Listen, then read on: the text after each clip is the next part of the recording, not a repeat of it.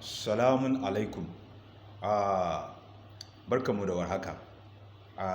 Na yi wannan bidiyon ne saboda jan hankali da maza da kuma mata saboda ganin irin wannan yanayi da muka tsinci kanmu, sai dai mu ce inna lillahi wa inna ilaihi raji'una.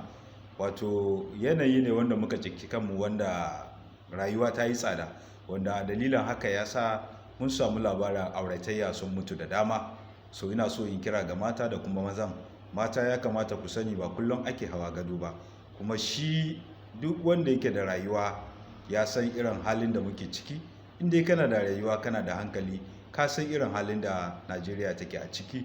Saboda haka a kiyaye yanayin maganganun da ya kamata ku dinga yi ma mazajenku, waɗanda suke harzuka su har abun ya haifar da saki. So bai kamata ba, ya kamata a kiyaye. Da kuma irin wasan da ake yi da abinci, kuma ki sani duk abin da aka saba so miki ba lallai ne ki same shi a yanzu ba, saboda kasancewar lokacin da muke ciki. To yana da kyau idan namiji ya yi kokari ya kawo iya abin da zai iya kawo ba, don Allah a yi haƙuri da shi kuma a nuna an gode shi ne. Amma ba ki nuna cewa ke a'a yanda aka saba yi dole haka za a yi ba.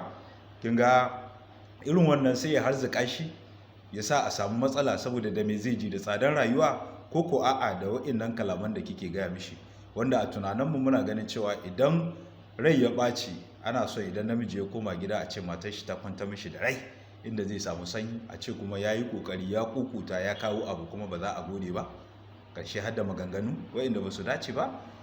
Dole ne rai hankali ya ɓaci har ya haifar da irin wannan abubuwan da ba a so. Saboda haka ina kira ga mata da maza don Allah mu yi haƙuri, mu yi haƙuri.